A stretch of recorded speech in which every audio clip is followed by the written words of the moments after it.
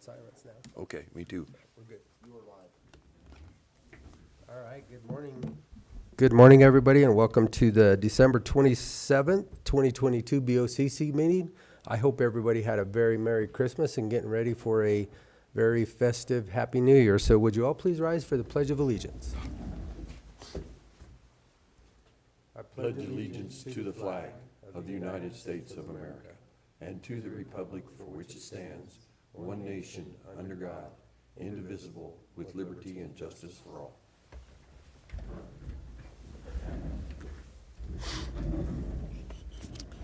All right, first thing we have on our agenda today are the minutes. Do we have any additions or corrections? We were busy, weren't we? We were busy. I have none. I move we approve the minutes of December 20th, 22 of the Montezuma County Board of County Commissioners. And I'll second it. It's been moved and seconded to accept the proceedings of the Board of Commissioners, Montezuma County, December 20th, 2022. All those in favor? Aye. Aye.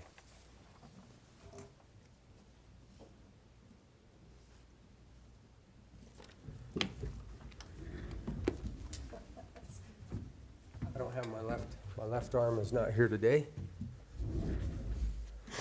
All right, the next thing we have is a continuation of a public hearing. Would you go ahead and call the roll, Kim? Commissioner Candelaria. Here. Commissioner Lindsay. Here. Commissioner Copenhaver is absent. Administrator Anderson. Here. Attorney McLaren. Here. And Kim Purcell, Montezuma County Clerk and Recorder. This is a little different. So public notice and notice of public hearing for post-award hearing.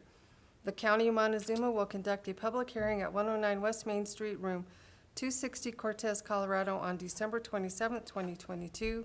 In the County Commissioners Board meeting, the purpose of the hearing is to allow citizens to review and comment on the performance of the County of Montezuma in carrying out the Calkins Commons, which was financed with federal community development block grant funds provided by the state of Colorado.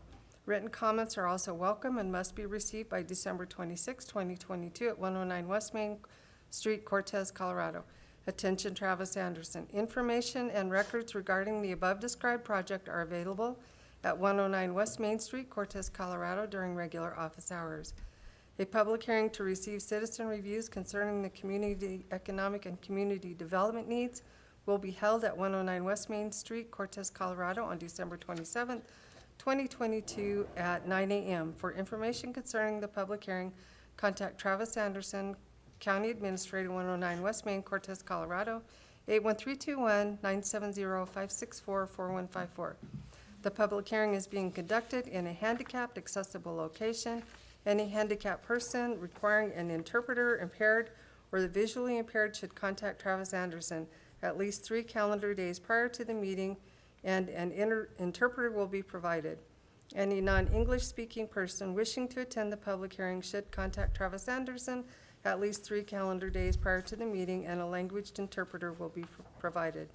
To access a telecommunication device for deaf persons, TDD, please call Travis Anderson. In compliance with the American with Disabilities Act, individuals needing special accommodations, including auxiliary community aids and services, during these hearings should notify the County of Montezuma at 109 West Main Street, Cortez, Colorado, at least 3 days prior to the hearing to be attended. That's the notice I Okay, got. thank you, Kim. All right, Ms. Wheeler is here from the Montezuma County Housing Authority, and I'll give you the opportunity to present anything that you have. Good morning. Morning. I think you have to turn that on. Yeah, just push the button. There you go. What we're doing here this morning is closing off the CDBG grant that the Housing Authority received to do the rehabilitation renovation for the Calkins Historic Building. So all of these funds, we were awarded $800,000. We're requesting $760 to be dispersed back down to the Housing Authority from the Division Housing. So the project is complete. We're at 100% occupied. 60 days after we opened the application process, and if you have any questions about the project, please ask me and we can, I don't know what else to inform you of I this don't- morning. I don't think I have any questions. Obviously, I sit on the Housing Authority Board with, for Montezuma County. Yeah, It was a great project. A lot of work went into it. I know this PEB started, I think, in 2020, correct? Is when we correct. first Yeah, initiated it, and now it's time for the closure of it. yeah. But like Ms. Wheeler said, it's occupied. It's a great location, kept a historic building, and we added 30 more units Yeah, so to the west of them in two separate structures. So, those- Commissioner Lindsay, anything? No, it's a good-looking project down there. Well, thank you very much. We're pretty proud They of it. really tried to pick up the old stonework and put it on the new site, and Right, right. the look is really nice. Thank you. Well, there's 42 units there, so it made a little bit of a dent for housing in the community. So. I was the last 8th grade class through that building. Oh, you were? Yes. Oh. Well, you need to come by and see it now. It's changed a little bit. It's beautiful on the inside, yeah. It really is. Commissioner Copenhaver, I see that you've joined us. Do you have any questions for Ms. Wheeler? No, it looks like a real project. I think it's turned out really well. Okay. So with that, Ian, do we need just a motion just to close this out for the PAB, or how do we? Really, what we're required to do is to hold the public hearing, and Okay, so. So open it back up? Yep, exactly. Yeah, and then I will be submitting this to the state, and then the funds will be coming back down through the county to be dispersed to the Housing Authority. Okay, It's about a 30 to 45 day process. okay. Okay. Well, then, with that, I will open this application up for public comment. Anybody wishing to speak for or against this application, please come forward to the podium, state your name and address for the record, and you may address the board at this time. Okay, seeing none, I'll close the public comment session of this application, bring it back to the commission. Right. And Travis, there were no special requests made for translators or handicapped or anything like that? Correct, I got no information from anybody. Okay. So what kind of action do you need? Well, I don't know that we really, don't think we need I don't it. think we need anything at this point in time. I think that It's now, just, we've had the it's gonna public go hearing back up and come Yeah. through. We've satisfied our duty at this point. Yeah. Okay. Right. So you just would close the public hearing. All right, well then, thank you, Ms. Wheeler. All right. That's all we have. Yes, and, Thank you very very much. much. I'll see you at our meeting Thursday night, and I will Okay. close this public hearing. Thank you for participating with our project. We- Yeah. Thank you. Mhm. And just for the general public out there that's viewing, if you haven't seen the structures down there, I would recommend you drive by and, look at them from the outside. They're occupied, so it's hard to get on the inside and look at them now. But a very good project, and like Ms. Wheeler said, it did make a very small dent in the housing needs that we have in our community. So thank you all. Before you leave, Terry, you have any more projects on Well, that you can speak of? not currently, no, but Okay. we're working towards some other avenues. Good. Thank you very much. You're welcome. Thank you. All right.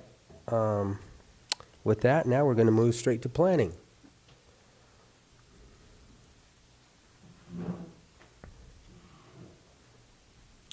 You have a Mylar for us to sign first? Sorry. Hello. There you go. Got That's it. better. Okay. Yeah, we have a Mylar from a previous approved subdivision amendment.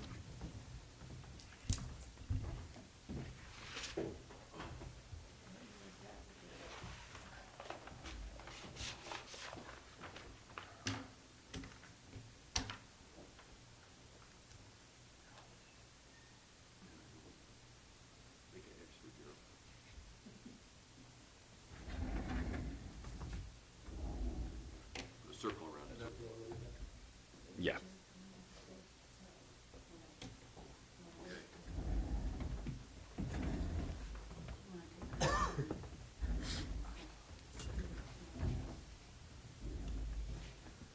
Commissioner Copenhaver, you just have an X.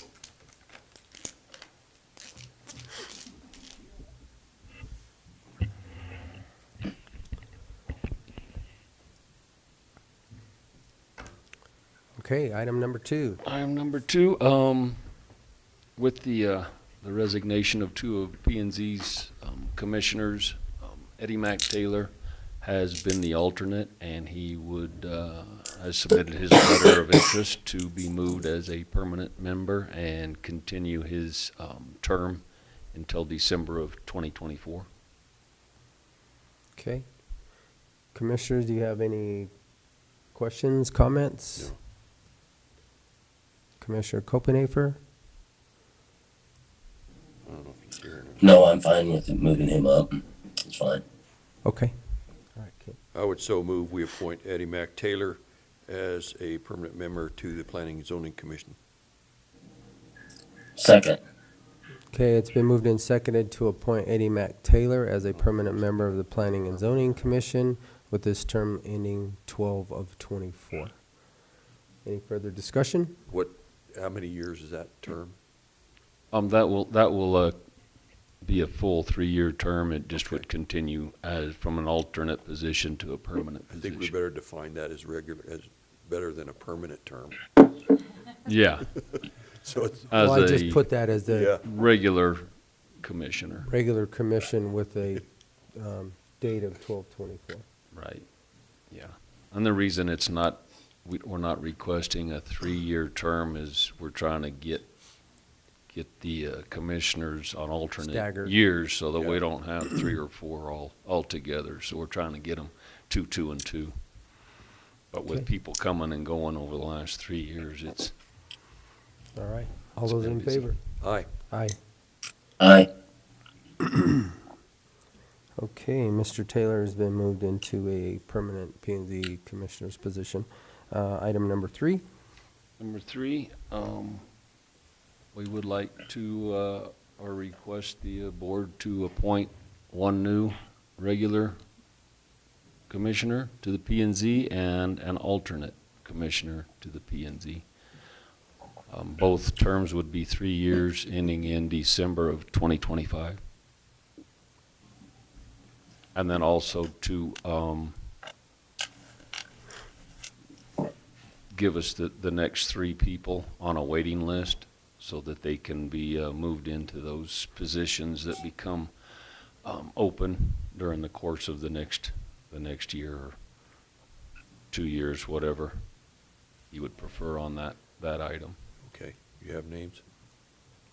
Yeah, our recommendation, Okay. you want that, I've got them. I don't, or you I got don't 'em? have them in front of me. yeah, That's you us. can display Yeah. them, but I think that's what I have. All right, we, for a regular member is Mike Lynch for a 3-year term. Alternate is Ted Neergard for a 3-year term. And then on the list would be Mike Doyle, Trent Bishop, and Rhonda Tracy. Okay. Good with that, Gerald? Yes, I'm good with that. Okay. I would so move we appoint Mike Lynch as a regular member of the Planning and Zoning Commission, Ted Neergard as the alternate, and the list is with planning on the all three on the list to be moved up in case we have vacancies. Second. It's been moved and seconded to appoint for a regular position on the Planning and Zoning Commission, Mike Lynch for a 3-year term ending in 2025, and an alternate position, Ted Neergard, for a 3-year term ending in 2025, along with the names displayed earlier on a 3-year list for Planning and Zoning if somebody falls off. Any further discussion? All those in favor? Aye. Aye. Aye. Okay, there you go. Thank you. One additional item, would be for, planning to request that we increase the pay for each P and Z commissioner, per meeting, to $100 for each meeting attended. Okay, So move, we appropriate the funds to pay the Planning and Zoning Commission members $100 per meeting. Second. okay, and then further discussion, that was, we did appropriate those funds, so the Okay. funds are That there for that. was Planning and Zoning budgeted, Commission. correct. So, okay, it's been moved and seconded to appropriate the funds for $100 a meeting for the Planning and Zoning Commission. Any further discussion? All those in favor? Aye. Aye. Aye. Okay, there you go, sir. Thank you very much. I think that's all we've got. All right, thank you. Thank you. We'll see you next week. All right, we're going to move right into the public comment. The Montezuma County Board of Commissioners welcomes you to this meeting. Person speaking during public comment will be limited to 3 minutes, or depending on the number of people wishing to speak, it may be reduced to allow all members of the public the opportunity to address the board. When addressing the board, please state your name and address for the record prior to providing your comments. The comments to individual supervisors or staff are not permitted, and participants may not yield their time to others. And with that, the public comment session is open.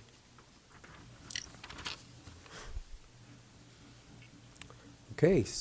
Oh.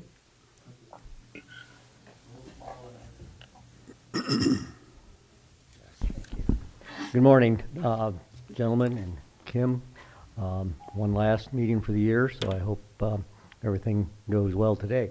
Your budget that you're approving today, I don't know if that will be announced, but a question that I have is, will there be something to tell the public the difference between the actual 2022 spending and what the 2023 budget consists of?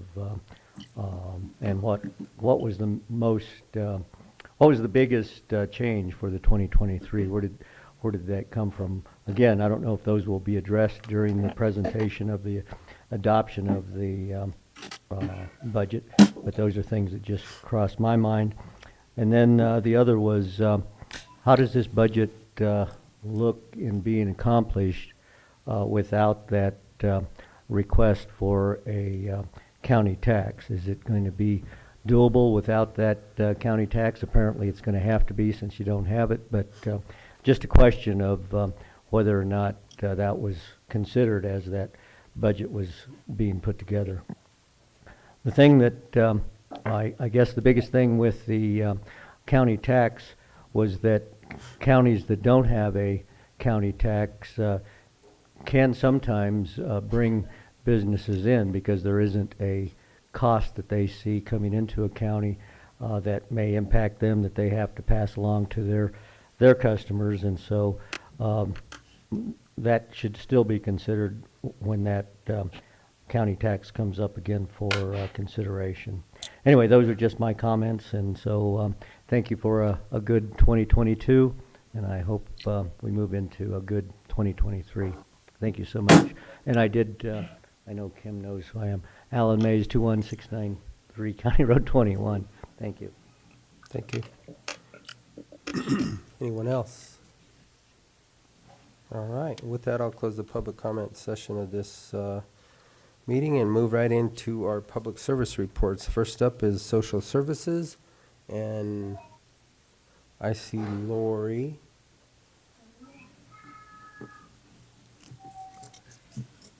And Thank you. I guess we can take care of the proceedings and first.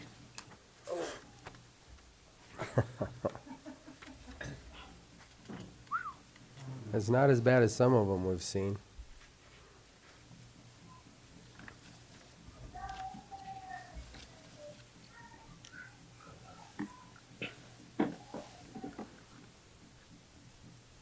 I would so move that we accept the minutes of is it October? November. November 22nd. I was reading down below the line. November 22nd, 2022, Social Services Board, and also the financials in the amount of $2,079,899.21.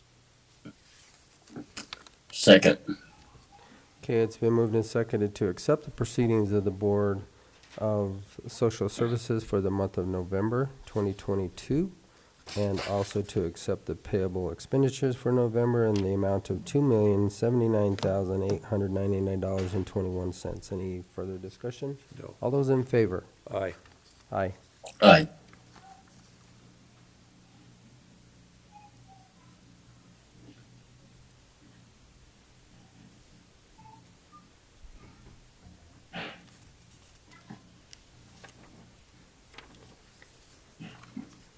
Do you need, I'll just give this to you, Kim.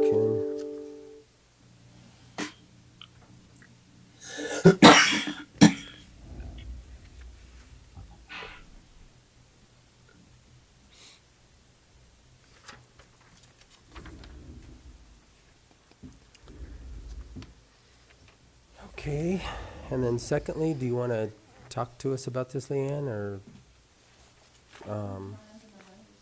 Mm-hmm. Something that the county has to agree to sign to. It used to be part of the Colorado Works MOU, but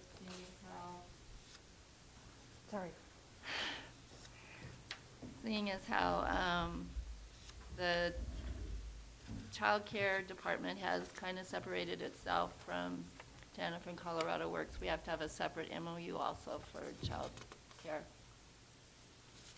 Okay, Ian, do you have anything else to add? You know, I really don't. This is pretty similar to the MOU that we signed for the TANF. I mean, basically, it says that we're going to implement the program, and they're going to provide the funds. I don't have any concerns with it. Okay. All right. I would so move we sign the MOU between Montezuma County and the Colorado Department of Early Childhood Development. I don't see, is That's there? all, I think that's all you gotta have. Okay. I didn't see any And other I'll numbers. second that. So it's been moved and seconded to sign the MOU, Memorandum of Understanding between the Colorado Department of Early Childhood and Montezuma County. All those in favor? Aye. Aye. Oh, he's still there.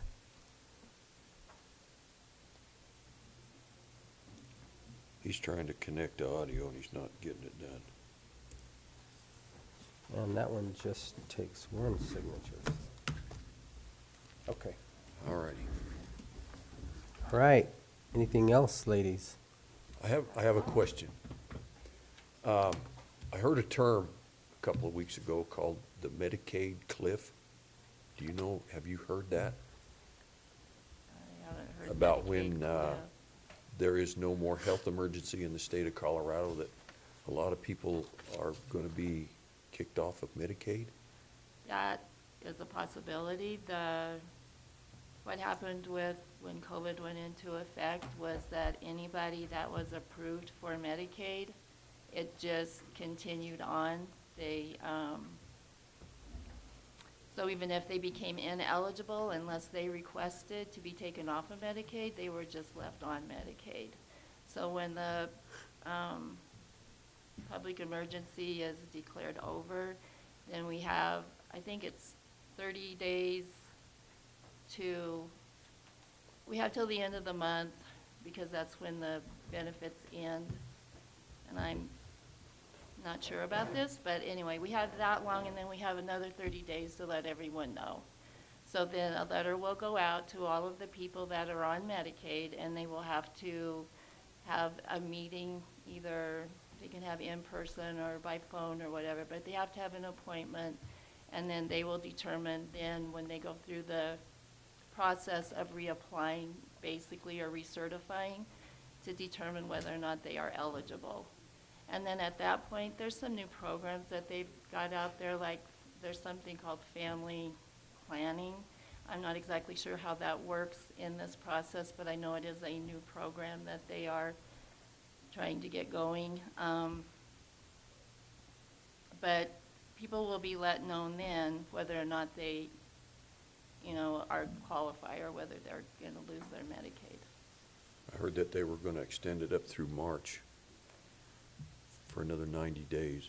I heard April, but then It could, I mean, Yeah. you probably know better than I do, but I wouldn't swear on that because first of all, they tell you that it's going to end this day, but then they have till the end of that month, and then they have to let the people know. So it ends, but they still have, time to get the information to set up their appointments and stuff. So I'm not really clear on the timing of that, but I know that the state has to let us know before, like a month before that it's going to end, and they so far have not done that. So it just continues to go. okay. Just keep us up to date if you would, please. I'm sure Gina will do a good job of that. All right. Thank you. All right, you guys have a great day. You too. Thank you. Okay, next up is our Veteran Services, and I see both of them back there, so come on down.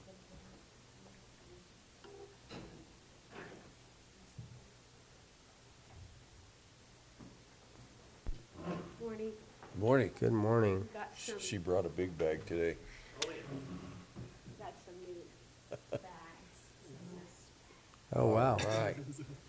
Thank you. Now we can go to the store. Go to the grocery store and not get taxed. It was perfect timing for putting it in.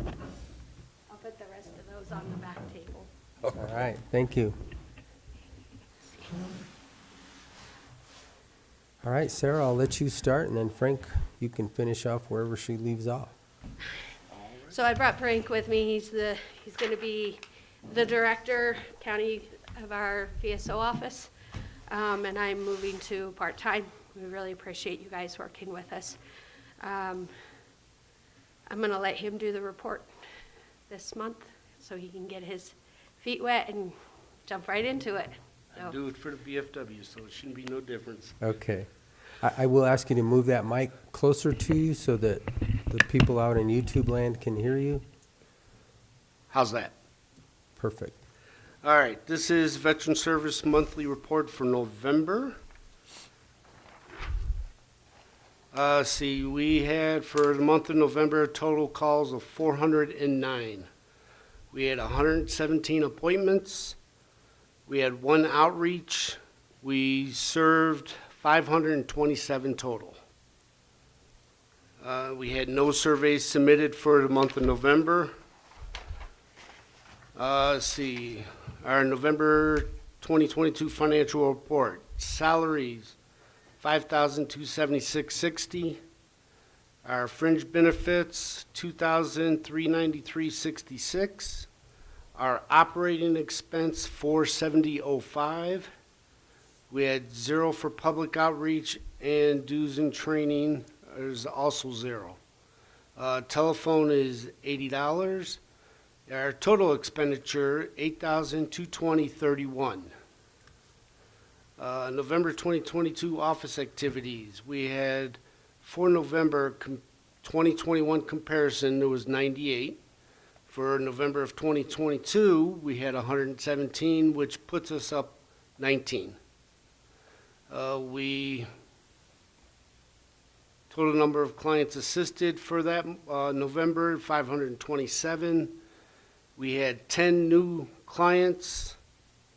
Year-to-date, we had a total of 88. We had no home or nursing home visits. Outreach and community events, we had 1. And we filed 5 claims for November. Our highlights, our indirect income for the county for November of 2022, we had 12 decisions, 11 were favorable, 1 unfavorable.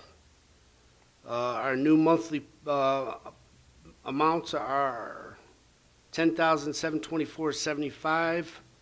Our total annual is $128,697. And our new retro payments for November is $33,691.49. That concludes our report. Okay. Thank you very Well, much. thank you all. Thank you, You're welcome. Sarah, for Thank you. your time in your position as the director, and now you're moving to part-time. We do appreciate it, and Frank, look forward to seeing and hearing from you and Yes, sir. carrying it out, the continued work for our veterans. Will do. All right. Thanks again. Thank you, All right, You guys guys. have a you. good new year.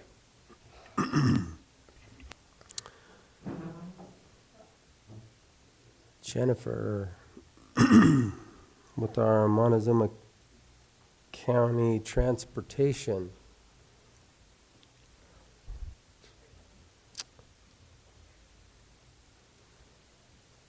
Good morning. Good morning. Hey, you're good. So MoCo's doing pretty good.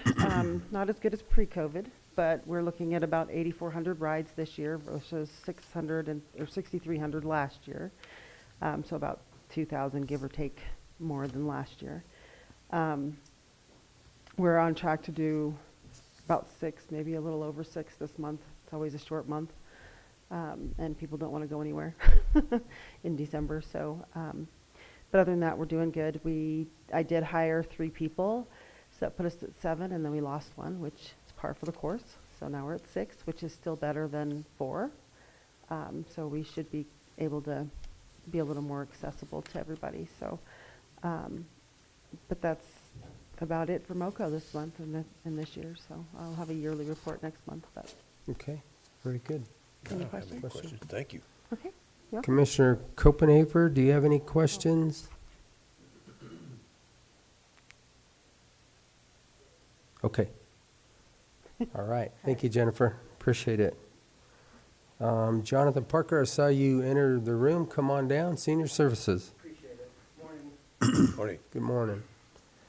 Not a whole lot of updates. I didn't bring numbers for how many meals we did for the year. We're not done with that. Funding in general, it's been really good donations and stuff. And I really wanted to talk about our funding because that's a big issue. So, whereas the county just finished, completing their budget and getting ready for next year, we're halfway through our year, and we had the issue with the funding. So I did get, in fact, an email this morning.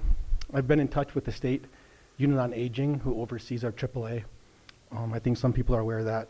I did get an email this morning from Todd Coffey, who wants to visit with me about our funding, about going forward. The AAA is moving into their 4-year strategic plan, and that's really going to dictate and determine where we go for the next 4 years for funding. And so we need stable funding. We need our numbers to get back to where it was, our funding close to where it was. So we'll see how that goes. I think it's going to go well. It was a real positive email. He's the regional director for the SUA. And then I have been in touch also with the Colorado Health Foundation. I finally got to visit with a grant manager.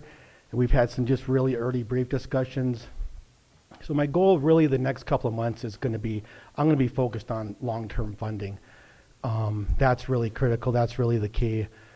If I can lock down a grant with the Colorado Health Foundation, like a 3 to 5 year kind of a grant, that's kind of the goal. They know what I'm shooting for. So if we can get that and kind of get our monies back from the AAA, I think we'll be in good shape, which means the county is in good shape going forward with a lot more certainty. And that's kind of where that's really going to be my focus. Our numbers were good this year. In general, we probably did about 18,000 meals. Donations are up, I think 35,000 total between donations and annex rental. The annex rental was really good. The changes were positive. The half day actually, it worked out good. It was actually a better solution. So that was positive. So we're seeing good monies coming from the annex again. I think we'll do a little over 9,000, maybe 10,000 this year, which is the best we've done since pre-COVID. So that's a good thing. In fact, that might be our best year in a while, actually. So that's really good. So we're positive with donations, the meals, the meal count is good. It's just getting some stable funding. And, AAA has been that for 30 years, and so we need to get that back. So just a heads up, we've got some big discussions going forward with the state on that. That's kind of where we're at. So hopefully we can lock that down and things are good. Okay. Okay. Very good. Question? No, Appreciate it. Okay. thank you, John. Okay, All right. thanks. Okay, appreciate Thank you, Jonathan. Okay, moving into our new business, we have a strategic planning presentation. And we have Mr. Paul. Okay, I was gonna say, I don't wanna, thank you. Don't want to attack it right off. Paul, you'll have to turn, there you go. Just push the button. There you go. We on? All right. Good deal. Good morning, and I'm pleased to be with you this morning. My name is Paul Roithmeyer. My background is in industrial and organizational psychology. I've been in business for about 28 years, 14 of which was in the corporate world, 14 of which has been practicing on my own as an independent consultant. Travis reached out to me several weeks ago and mentioned that you guys were interested in exploring doing strategic planning for the county. So what I'd like to do here today is talk a little bit about what it is, the benefits of doing it, what it can look like, and really to facilitate a conversation amongst yourselves about what what really you want to emphasize in a process should you choose to proceed, what you might want to de-emphasize. So that's my purpose here today. So Travis has a short presentation. It's just really 3 substantive slides. The first slide is just a definition of strategic planning. It really is leaders defining their ideal future state and the prioritized goals, objectives, and factors required to achieve it. One of the things that I've learned in the years that I've been doing this work is, there's a lot to strategic planning, and many organizations want to walk out with a plan. But to make it successful, I think it really requires, ensuring that the organization's aligned and prepared and has the processes in place to make it successful. I'm sure you all have had experiences where you've created a plan and it ends up in either a file drawer or in what some people term the circular file. So, really what I've done over the years is try to put together an approach that has some core aspects to it and some aspects to it that I think in my experience have really helped it to be as successful as it can be and to really get the most leverage out of it. I think one key piece to this is really involving a range of stakeholders, especially as a county organization. You guys have multiple stakeholders, many people to serve and to please, and I know that's not always easy. Also including some different sources of information to understand, what is the environment that you're working in, understand what your internal strengths and weaknesses are, and put together a plan and address those strengths and weaknesses, opportunities that come along in order to really maximize your efforts. So next slide, please, Travis. So why take the time to do this? It's a fair question. I think many organizations use the term strategic planning, but really it does have a major impact on the focus and effectiveness and efficiency of any organization. What you walk out with after you do a successful, implement a successful strategic planning process is a shared purpose, shared direction, and coordinated effort. In absence of that, you have different directions based on different aspects or different individuals' priorities, and also your effort is not necessarily aligned towards some common set of goals. The other thing I think when it's done well that you walk out with is a shared commitment to the plan and to the goals, and also alignment of expectations. In absence of that, I think sometimes you have more commitment on the part of some, less commitment on the part of others, and you're really not firing on all cylinders, so to speak. Also, people have different expectations about what success looks like, and so part of this process is to align on, what do we expect to get out of this. It enables longer-term thinking, action, and adaptation. So I think a big part in absence of a process like this really and I think many organizations suffer from this. There's a lot of forces that keep organizations focused on the day-to-day, on firefighting, and less time on what do we really want to accomplish, in the county over the next 3 to 5 years. I think the other big piece to this is really adapting. In the years that I've been doing this work, I think one of the major pieces to having a healthy organization is understanding how you need to adapt over time. This process also supports a plan with data and sound reasoning. In absence of that, I think you have individual theories about where the county should go and how it should get there.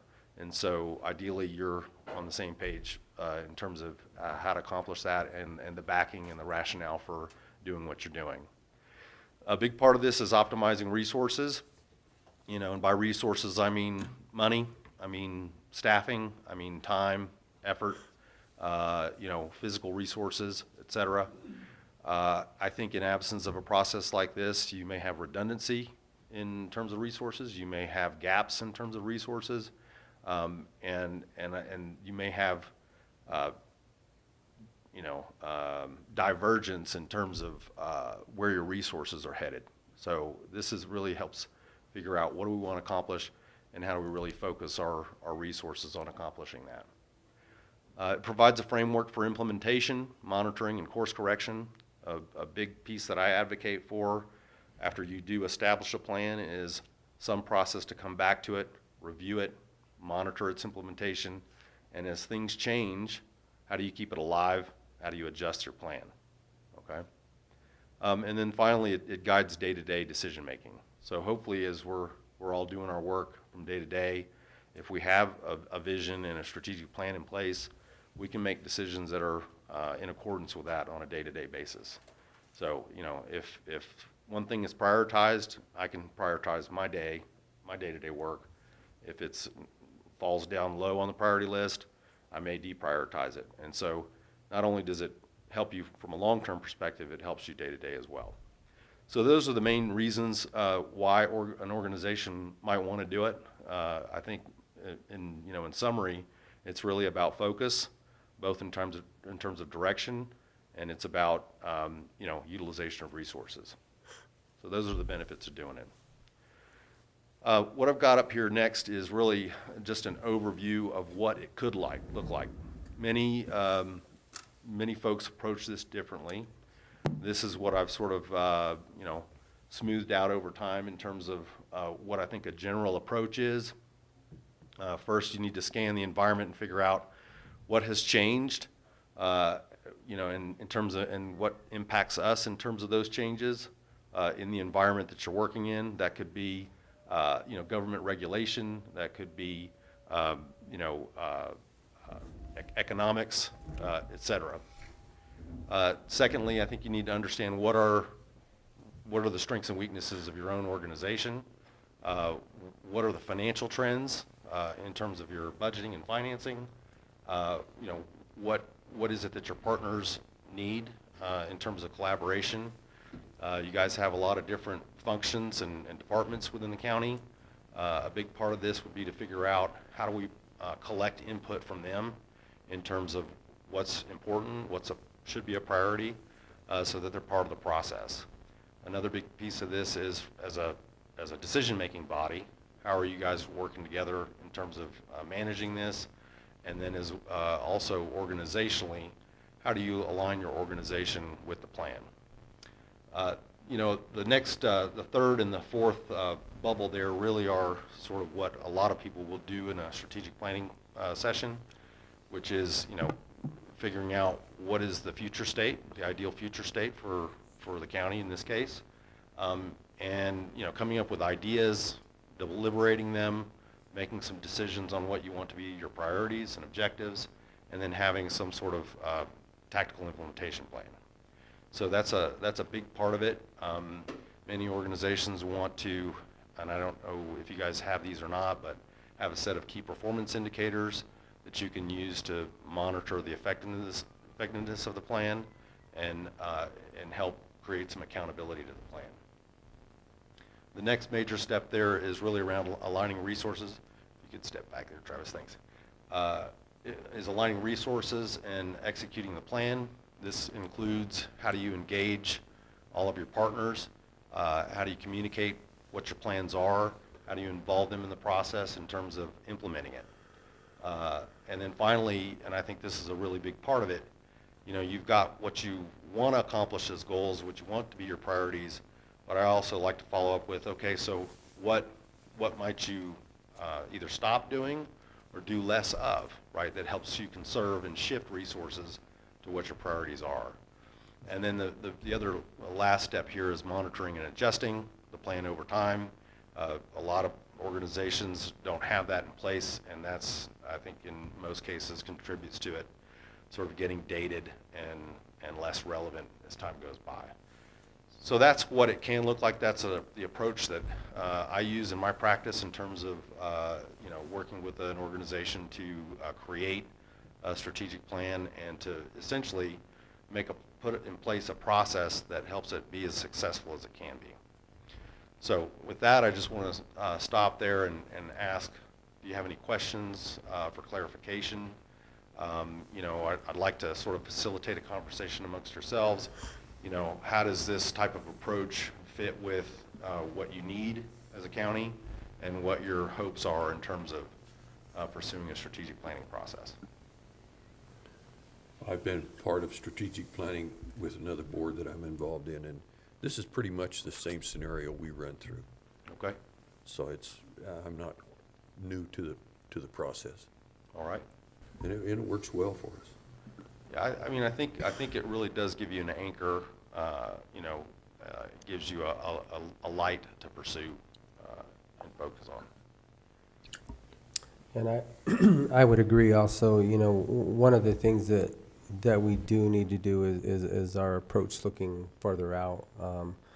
You know, you heard it in public comment today, you know, we have increasing costs here significantly just because of the inflation rates.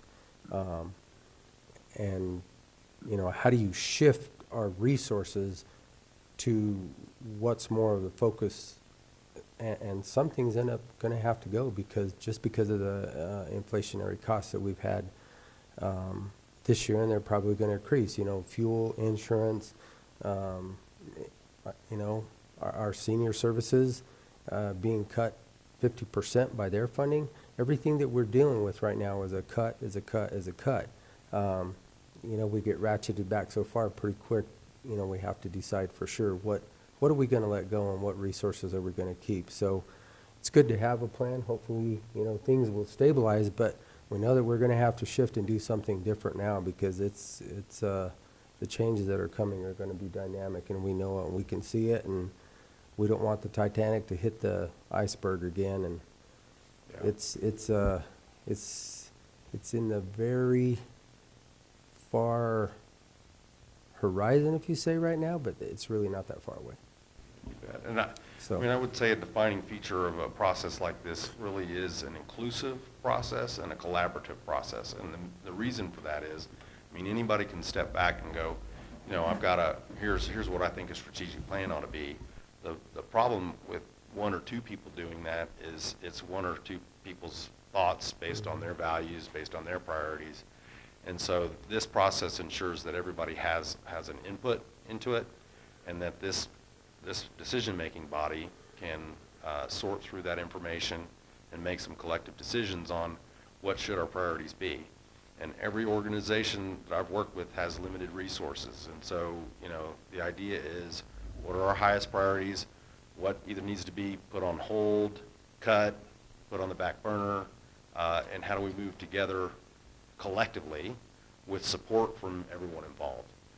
Because without that support, as you guys know, it's you know, it causes a lot of unnecessary issues. So so that's my thoughts on that.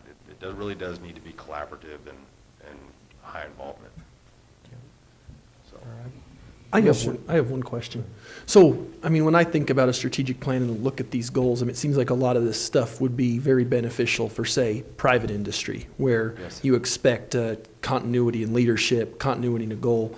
It's sort of different with a government, especially a government entity that's run by a board. Right. Because, I mean, it's more of a short-term outlook. Ultimately, it's 4-year terms and then things turn over.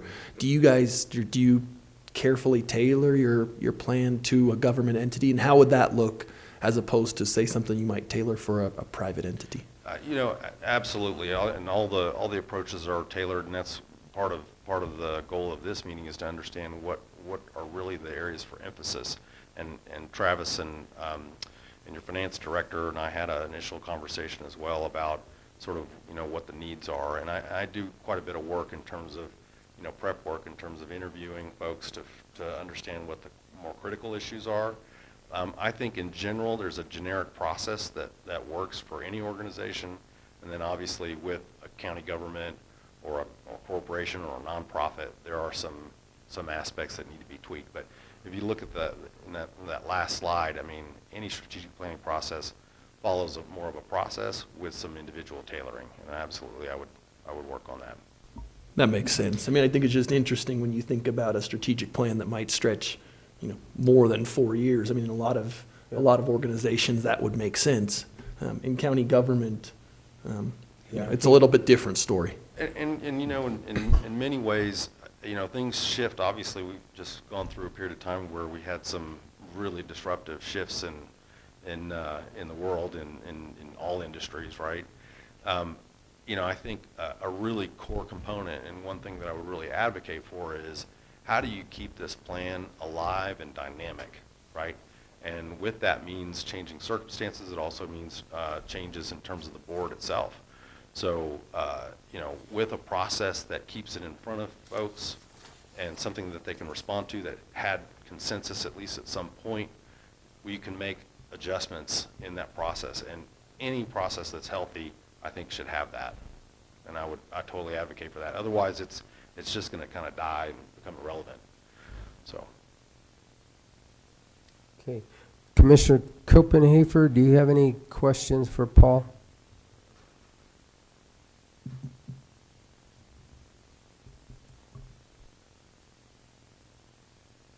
Okay.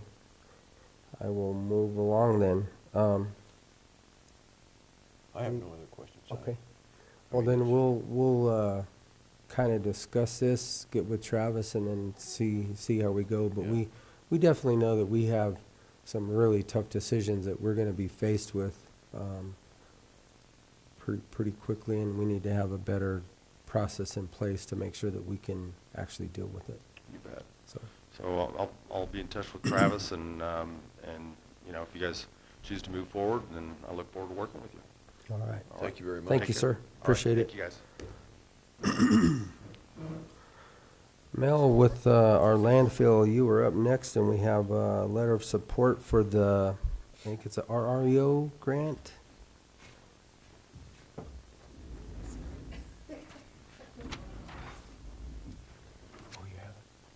Yeah, I have it.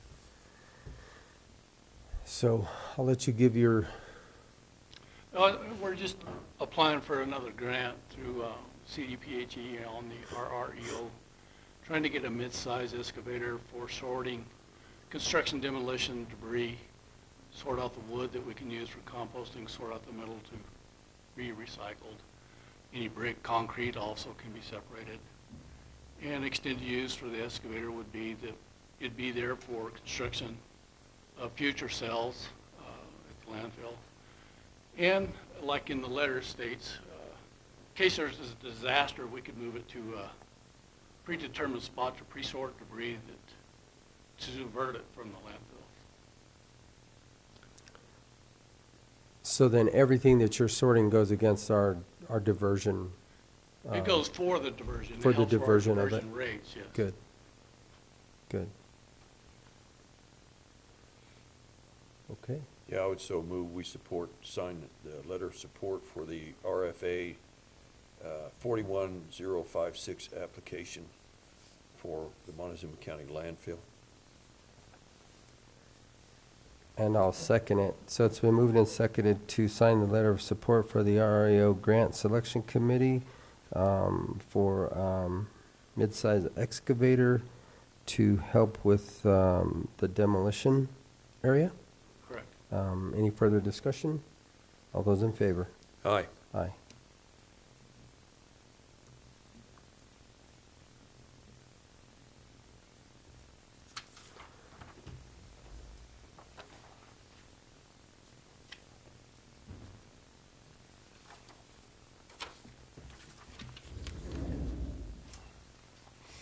Okay. Thank you, Mel. You bet, Travis, as soon as Gerald signs that, can you forward that on to Bonnie? Yes. Thank you. All right, Melinda, we're going to talk about a vehicle registration Keep Wild Pass. Yes, good morning. My name is Melinda Fuller, and I just wanted to update everyone.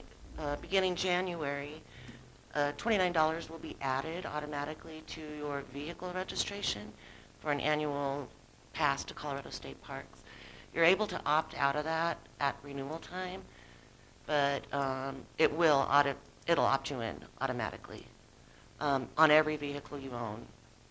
Trailers don't apply. There will be a logo on your registration if you choose to keep it. It's good for a year. It provides entry into all Colorado state parks. It won't replace a fishing license or a hunting license or anything like that. And it does not, it's not valid for federal parks like Mesa Verde or Rocky Mountain National Park. So what parks here locally, just so that people understand, what would it I found three close apply ones. to? Navajo, on the other side of Durango, Mancos State Park, and Lone Mesa. Those are the three closest. So parks like that. So then how do people opt out of it? That they haven't really made clear to me yet. They had sent out a survey that would show both prices on a renewal card. They never gave us the results of the survey. I know, like, if you were due in December this month and you wait to renew it in January, then you're able to opt in. But it wasn't included on the renewal card, so it's not clear to me yet how they're going to. Do you have any further? Because I can see a lot of people not using Lone Mesa. That's a pretty specific park. Right. Jackson, a lot of people could use that are anglers, but None of these parks are manned around no. here either. Well, so. actually, Jackson is manned. Is it? Yeah, Oh. they have actually a little, kind of like a kiosk right there as you go into the area. And Lone Mesa, when hunters are going in and out, they actually have somebody at the gate to let them in and out. But there again, that's only specific Right. to a very short period of I see. time. I can I see the folks over at the clerk's office taking a lot of grief for this. Oh, man. And I have a question, Kim, and it's one of those way out there questions. Can we opt out the entire county and let those people that want to opt in? I don't know. I'd have to check on that. That's a good question. But we'll do some, I kind of doubt it, but we'll do some research and see if we could do that. Because I would definitely be for that. Yeah. Yeah, people are upset and Because I see a lot of people, this is gonna slip by and they're gonna pay it just yeah. automatically, and this is one of those that, Then you're gonna get the question, how can I get a refund? Right. and you're probably not gonna get a refund. I know if you already own a pass and then you opt in, you would get a prorated refund if they overlap. I don't know yet if you forget to opt out. So that, again, that's, I guess my biggest question is, Yeah. how do you opt out, or where Commissioner Lindsay's at? 'Cause So it- they actually haven't finalized the opt-out issue, how to figure out how we're gonna do that. They're supposed to let us know. So as soon as we know. You're already in the process and they haven't figured this out? No. And it's not your fault, but No. And they announced it in August and didn't know anything. But this says, while we all, How do I opt out of the pass? While we hope all Coloradans want to take advantage, you can decline when you register your vehicle with the DMV online, through a kiosk, by mail, or with a customer service representative. Details about the decline process are being finalized. So we could do it in person then. If our community Yes. comes to your office, they could actually Opt out. opt Yeah. out. So is that a question that we are going to ask, or is it just a No, question that we we'll- are going to? We're going to ask. Yes, Okay, definitely. good. Yeah, Good, because here again, I can see it slipping by and everybody just says, oh my gosh. right. Those are my concerns. So that's kind of why Kim and I wanted just to update you, just to get the word out. I think it's been advertised pretty heavily, but a lot of times it's not hitting the right people when it's advertised Mhm. by the state. So we wanted to open it up to you guys so that the In public. case you're asked about Right. it. I appreciate that. Okay. We will Thank also you. try and put this little handout sheet on the website so people can look at it and review it. All right. Thank you all. Okay, Thank you, thank you. Melinda. Appreciate it.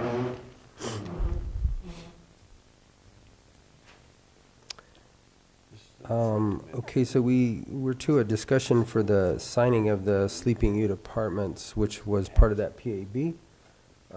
Ian, you've looked this over. Is there anything that we need to do with this now? Yeah, For so- this closeout, or? Yeah, so basically what this is this is just a letter pertaining to the Ute Mountain Ute, Sleeping Ute Apartments housing complex. And as you recall, the commissioners approved the bonds to go to finance the development of that.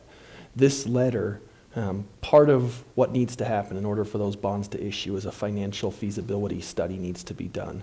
And so an outside entity, third-party entity comes in, they make sure that the bonds that are being issued are adequate and financially, to make the project financially feasible. And so that's what this is. This is just something that the county commissioners need to sign in order to authorize this, this feasibility study that's part of the statute in order for these bonds to issue.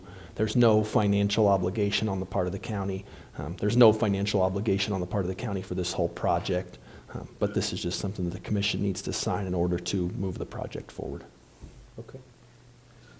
I think we addressed this first in 21 when these PABs. Yep. Or public activity bond, is that correct? Yep, exactly. And so, yeah.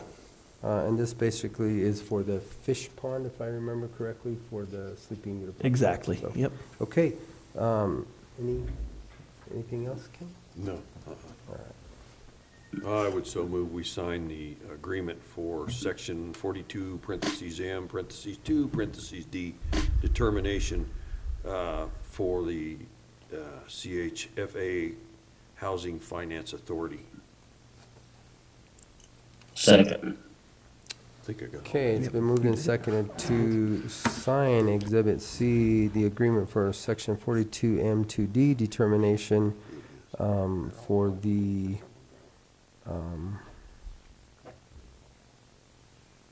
PAB that we had talked about earlier in the year. All those in favor? Aye. Aye. Aye.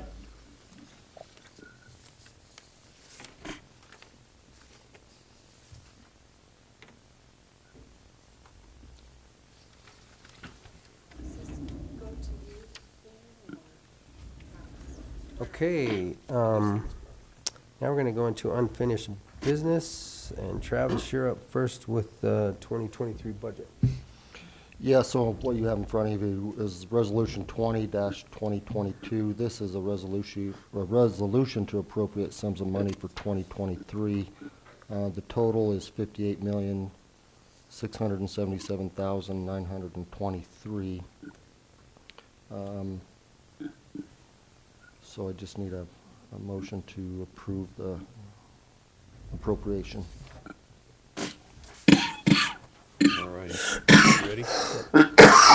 Move we approve Resolution 2022, appropriating sums of money for 2023 for Montezuma County in the amount of $58,677,923 $923.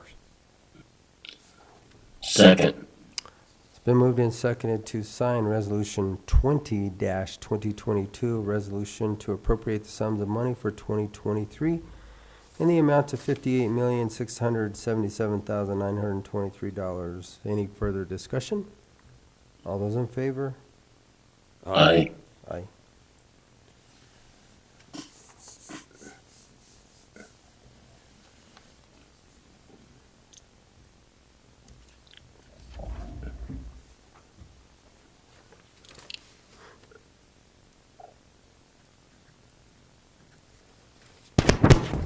Excuse me. The Commissioner will have this here for you to sign with our clerk Purcell whenever you get to feeling better. Okay. All right, CDPHE contract, Whoop, 2023. hang on. Real quick, I got one more resolution, that's 19 Sorry. dash 20, should be 2022. Resolution adopting a budget for Montezuma County for fiscal year 2023.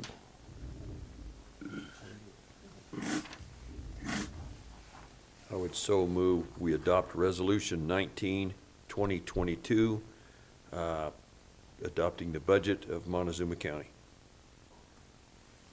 Second. Been moved and seconded to accept and sign resolution number 19, 2022, a resolution adopting a budget for Montezuma County, Colorado for the calendar year beginning on the first day of January 23 and ending on the last day of December 2023. All those in favor? Aye. Aye. Aye.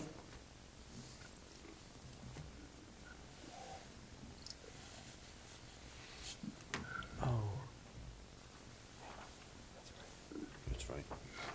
You don't, not supposed to sign down there at the Yeah, I was bottom gonna say, after it's all signed that in the work. wrong spot.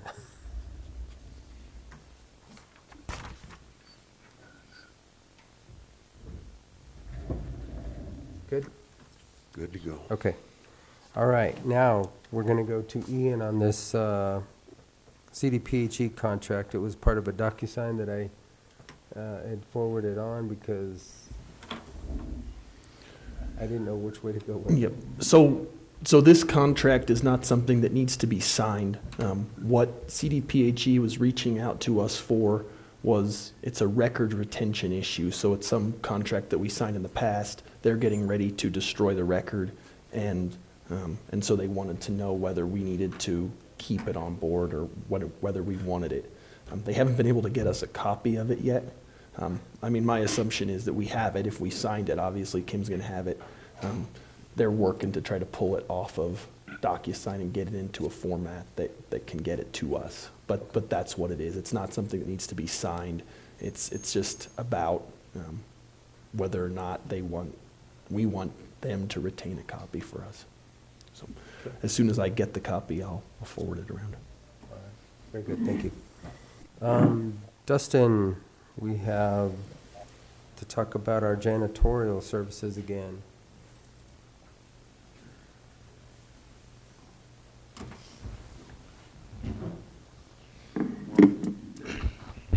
So I did get a hold of Ron Stockwell this morning. That's after 9 phone calls and 6 voicemails, so. He says they're still interested if that's the route we would like to go Okay. for that one. And then I have the So- other contracts that I need. So then we've approved everything else. The only one that was in question was for just the administration building. So just so I'm clear, we didn't put that back out for bid. You were able to get in touch with the high bidder? Okay. Well, it's not the high bidder, it's next low Well, bidder. yeah, but the high bidder that's willing to take it. Another $20,000 over that. Yeah. So as you're looking at all of these numbers, and you start looking at budget situations, you can see what we're faced with Yeah. all the time. Just with inflationary costs of what we're spending, just for house cleaning, it's gonna be now $174, $84, $94,000, almost $200,000 just to clean the services, janitorial services for the structures that we have that are not cleaned by our own personnel and or staff. We could buy a lot of Roombas for that. You know what? Here is the, Sorry. You know, we talked about this last year, and it's, you know, Shaq and I sat down and we actually did put some numbers to this together to see, you know, can we clean this ourselves and be able to cut these costs or save money? And by the time we get hit with paying all of what we have to pay for, the answer was no. We can hire it out for less cost than what it costs us to put another department and pay the benefits. I mean, you know, just our insurance this year was a $300,000 hit. Yeah. Just one item, one line item that we have to provide. So it does look like it's an absorbent amount, but I can assure you that when we're doing our budget process and we're looking at all of these and trying to decipher what is the best way to go, sometimes creating another department is not the best way to go. So anyway, that's my 2 cents. So I guess then we would be looking at Ron and Ruth Stockwell at the amount of $57,006 for admin. Everything else has been approved. Move to approve Stockwell's bid of $57,600 for cleaning services. Second. Okay, it's been moved and seconded to approve Ron and Ruth Stockwell, the administrative 2023 janitorial services in the amount of $57,600. Is there any discussion? All those in favor? Aye. Aye. Aye. Thank you. The only Thank thing you, sir. else I have is to sign the other ones. Okay. Want me to leave them with Kim? You can bring them up if you have them where they need to be signed. We can sign them right now. 2023 is right around the corner. Next week.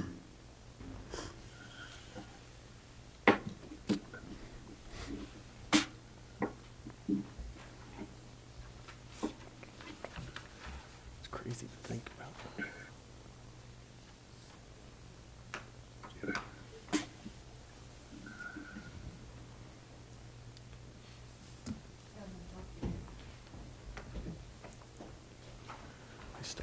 I started with the county January 2nd, 2016. Yeah.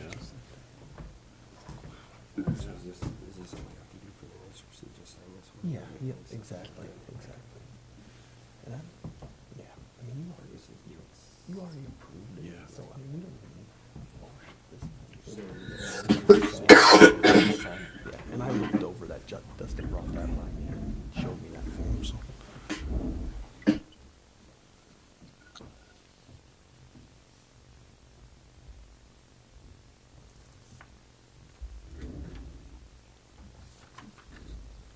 You got another one up there?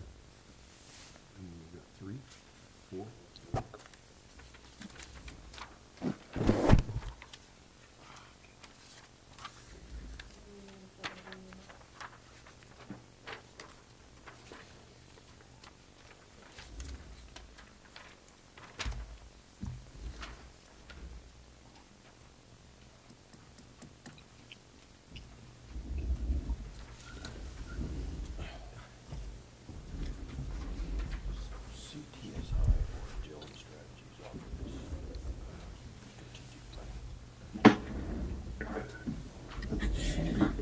And so just for everybody out in the audience and anybody who's watching out on YouTube, what the commissioners just signed was just the contracts that were already approved for the janitorial services. That was already approved by motion, and so, just so there's no confusion, that's what's happening up here.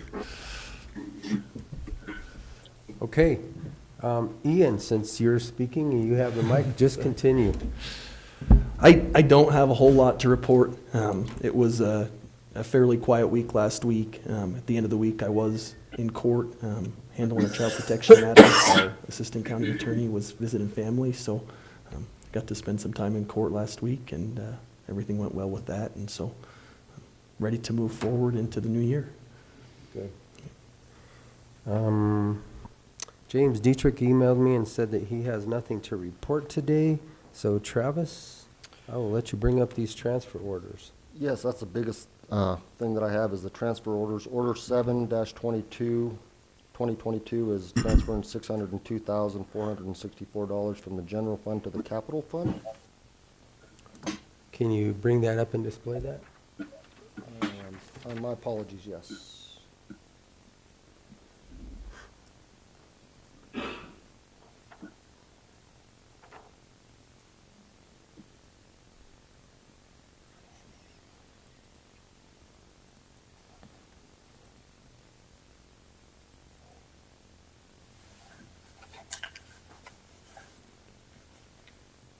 I would so move we approve order number 7-2022, transferring $602,464 from the general fund to the capital fund.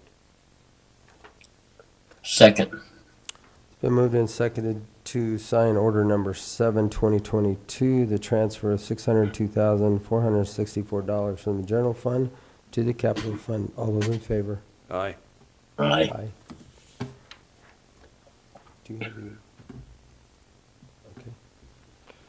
Order 8-2022 is a transfer of $29,527.15 from the general fund to the bus replacement fund. This is a carryover from the 2021 MOCO grant.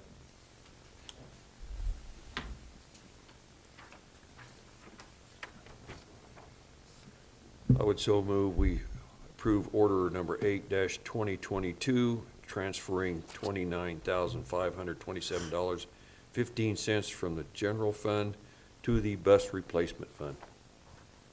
Second. It's been moved and seconded to sign order number 8/2022, a transfer of $29,527.15 from the general fund to the bus replacement fund, a carryover from the 2021 MOCO grants. All those in favor? Aye. Aye. Order 9-2022 is a transfer of $772,031.92 from the LEA fund to the general fund for LEA expenses from December 19th of 2021 through December 17th of 2022. I would so move we approve order number 9-2022 to transfer $772,031.92 from the LEA fund to the general fund. Second. It's been moved and seconded to sign order number 9/2022, the transfer of $772,031.92 from the LEA fund to the general fund for the LEA expenses from December 19th, 2021 through December 17th, 2022. Excuse me. All those in favor? Aye. Aye. Lastly is Order 10-2022, transferring $143,832.20 from Conservation Trust Fund to the general fund for the operation of county fairgrounds from December 19, 2021 through December 18th of 2022. I would so move we approve order number 10-2022 to transfer $143,832.20 from the Conservation Trust Fund to the general fund. Second.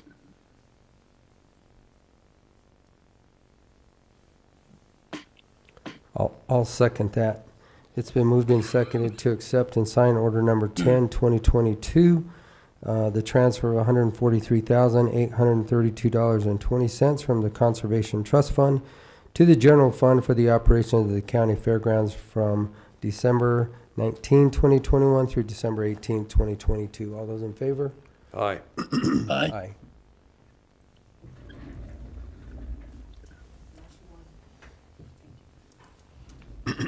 And that was it, other than a great Christmas.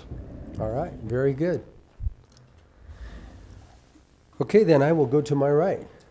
Well, you won't be here very long. Okay, well, I report that I have no report. How's that? I like it. Commissioner Copenhaver, are you still out there? Yeah, I'm still here. Can you hear me? Yep. Go ahead. I don't have much to report either. As far as that goes, there's just a lot of stuff going on in the water world right now, and that's coming to gonna show up in the next year that about the Colorado River and stuff. There's gonna have to be some changes, and hopefully we can get some things done. But that's all I got to report. Okay, thank you. And I'm going to be with Commissioner Lindsay this time, which is very seldom, but I have no report. It was a great holiday week and enjoyed my family, so I hope everybody else did the same thing. And with that, we have come to the end of our meeting, gentlemen. Motion to adjourn. Second. Been moved and seconded to adjourn this 12/27/2022 meeting. All those in favor? Aye. Aye. Okay, and we're going to take a 10-minute break till 10:30, and then we're going to come back for our E911 board meeting at 10:30. So give us time to go take a sip of water. Thank you all.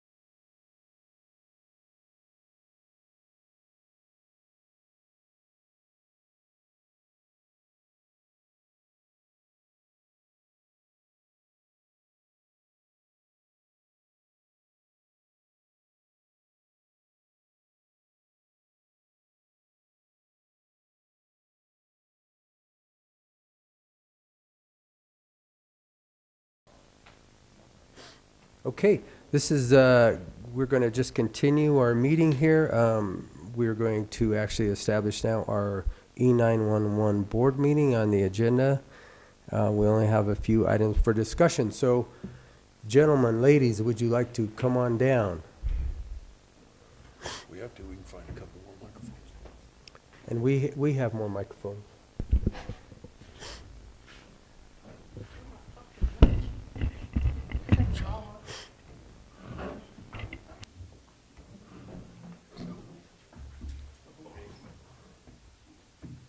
Push the button, make the light red.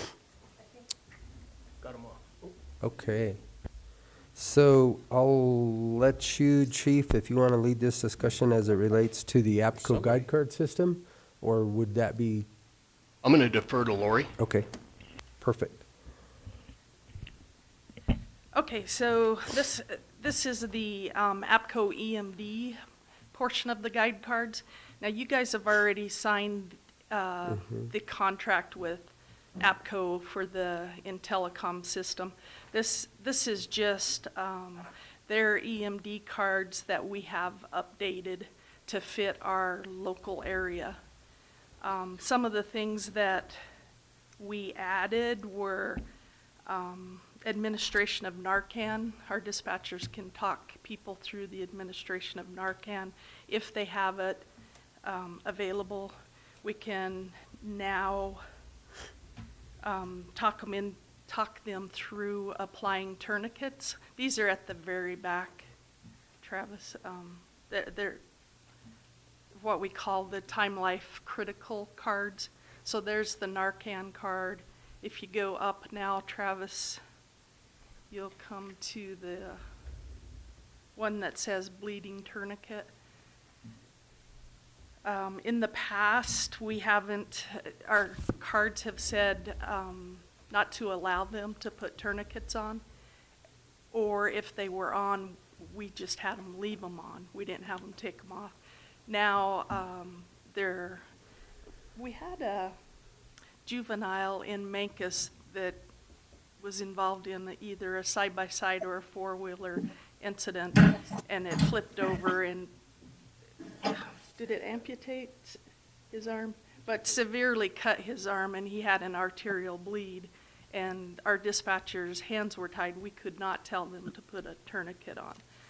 And so this helps with that. We can now have them apply a tourniquet.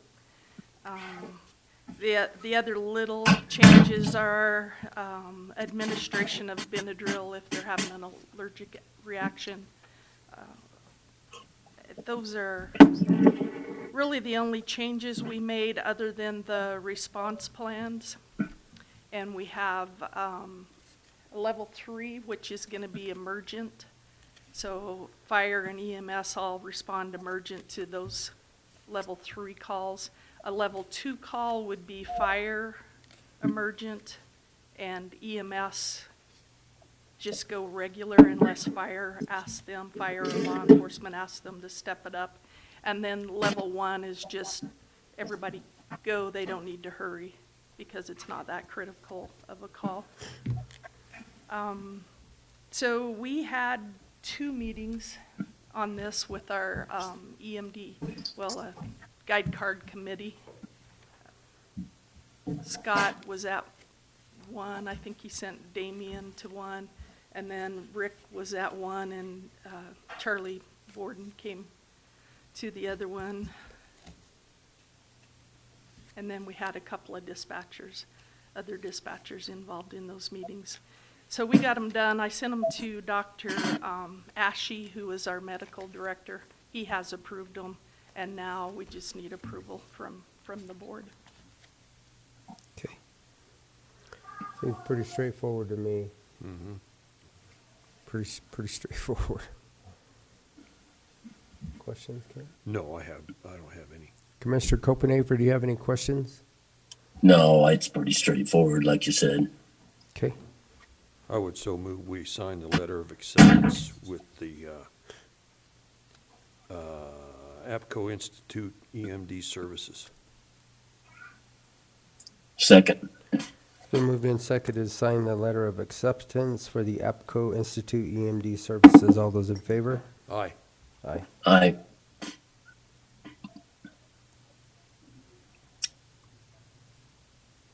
Yeah. So since doesn't involve the medical director, the fire and law enforcement cards, we won't be required to do this acceptance letter. I'm assuming you might want to see the cards before we send them for approval. That's up to you guys. I don't think so. Okay. I don't think that's necessary. Okay. That'll work. Okay. Well, gosh. Okay, that was quick and easy. I like that. We have one more item on the agenda. Okay.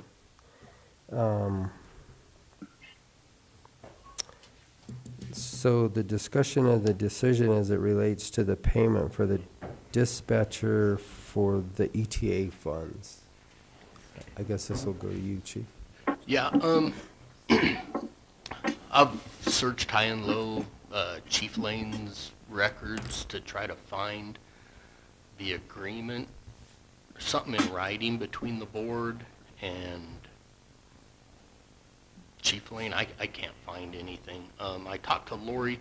She gave me a little bit of history, and was it Sheriff Wallace or? Kennel, wasn't it Kennel? Was it Kennel or? Wallace. Sheriff Wallace and Chief Lane approached the E911 board for this 83, is it 83,000, which was supposed to be a dispatcher and a half. And from what I understand, the purpose of that was to relieve some of the user groups of financial responsibility for paying for the 1.5 dispatchers. As you know, we just passed the cost to the dispatch users, the 11 users, and it's my understanding that the E911 board paid this to kind of relieve those users of that responsibility.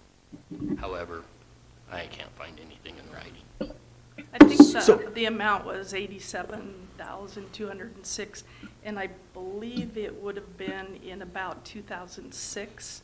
I know that Gerald was on the board at the time that Wallace and Chief came and requested that. Well, so we should have a record of that. I mean, if that happened, we should be able to track it down on our end. So we tried tracking it down. The only thing we could find was through Kennel, Sheriff Kennel and Chief Lane back in 97, 98, where they requested. This and I would looked have been high in and low. 2006. And the reason I know that is because at the time I was acting as the emergency manager, and I'd started that in 2005, so I'm sure it was that very next year. And Sheriff Wallace was the sheriff. Commissioner Copenhaver, do you recall anything? I know we're asking, and trust me, trying to remember anything back in 2006, I'm not going to say I would remember a lot, but do you have any recollection of that? You know, I remember them coming in and talking to us about that, and that's actually increasing that to help defray some of the costs from the calls. And I imagine it was probably around 2006 or so, but we should have some minutes of that somewhere, I would think. The minutes have to exist. I mean, if there was a meeting and that request was made, that exists. Was that an annual thing, or was it a contract for perpetuity, or what was it? What? No, It basically was, they come in and made a request, Jim, for us to pay that much more out of the E911 funds just to defray the cost annually for the users, to cut down what it was costing them. If I remember right, the request was to us was to, if we would put out some, like this 80, whatever it was, 80-some thousand, I remember, I don't remember the exact numbers, but what that was supposed to do was cut down the cost per call through the dispatch. If I remember right. Is that, do you remember that, Lori, or? Yeah, that's what it was and Sheriff Wallace was concerned about the cost of dispatch, and he had went to, I believe, Chief Lane, and they approached you guys and it was to offset the cost to all of the users. And I know it has come up in meetings in the past and I think, I know Larry Don Sukla was commissioner at the time that they brought it up again, and Chief Lane, his thought was, because Larry Don Sukla and the group then was feeling like that cost should be put back on the users, and Chief Lane talked him out of it, because I can't speak for him, but he did talk him into keep that money coming into the fund. So is there a specific name for it? Should have been under the E911 board. Well, I found an entry in February of 2006 where it says Lori came to the board. Let me just read it. Presented the Montezuma County Emergency Operations Plan. She also presented a continuity of government letter of agreement and intergovernment agreement for emergency management for the board to sign. No, that wouldn't have been it. It would have been specifically Chief Lane and For dispatch or not, Okay. not Wallace. for emergency Had management. nothing to do with He may emergency have management. come in under a regular meeting, just a commissioner's meeting.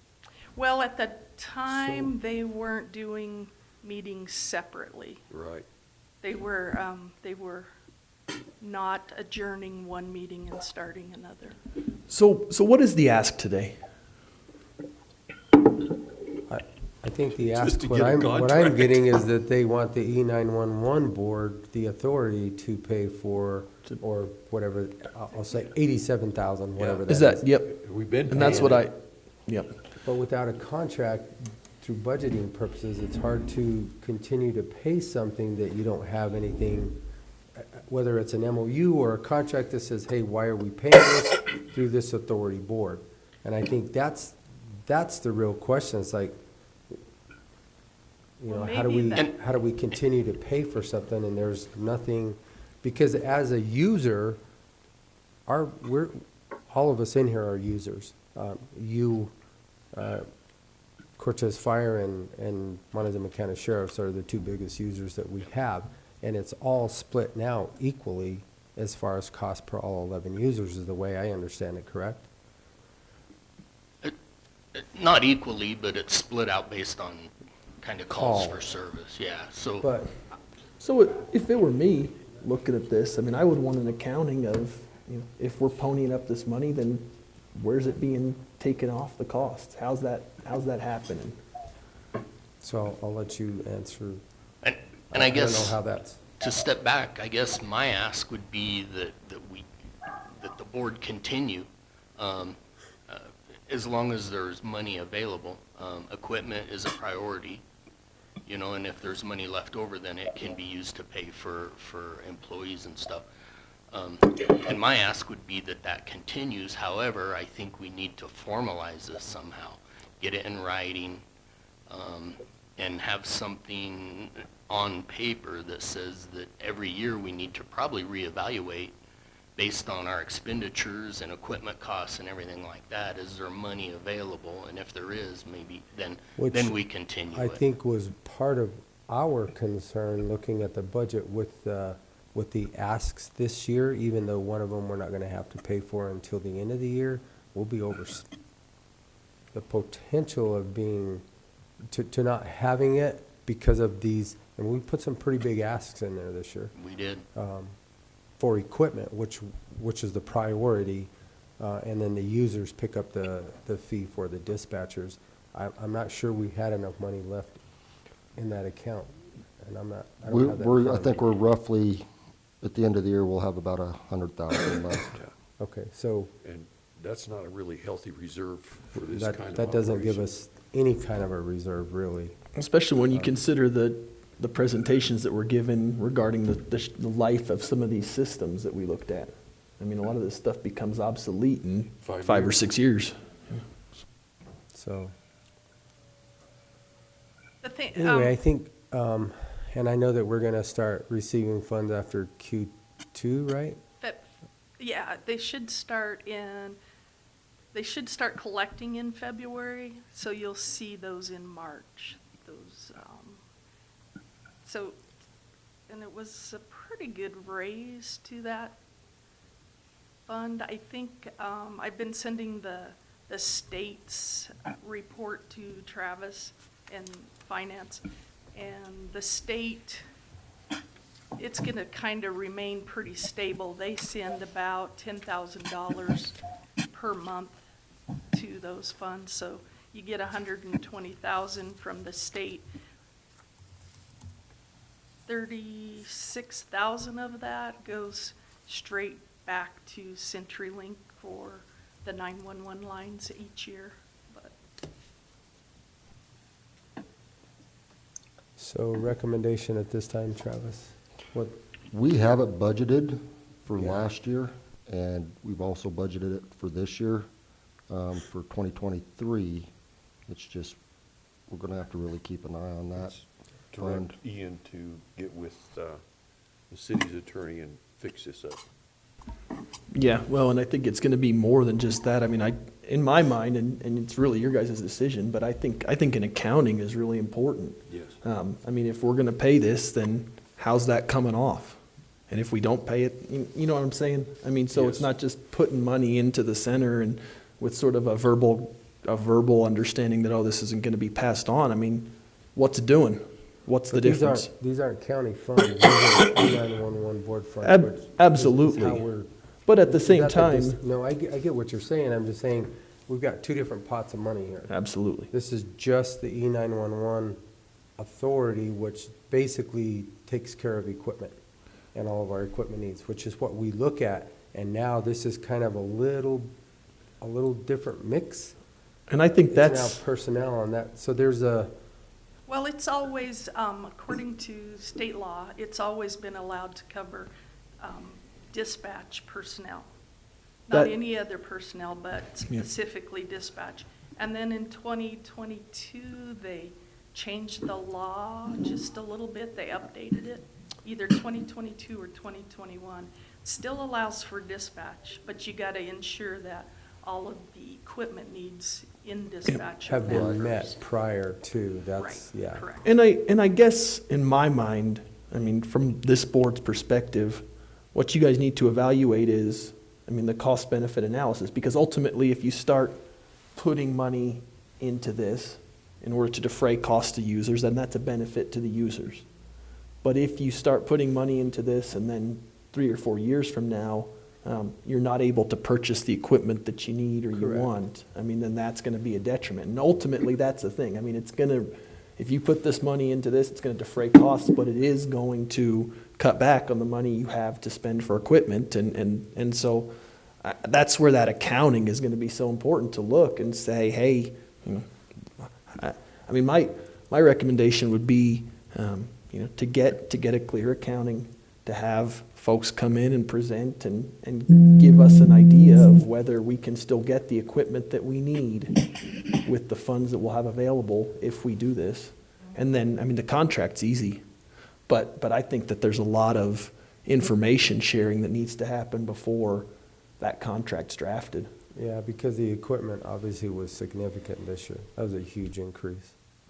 And I'd like to think that the 5-year plan that we've come up with, I think we got behind a little bit and some stuff hit us this year that we probably should have planned out a little bit better years prior.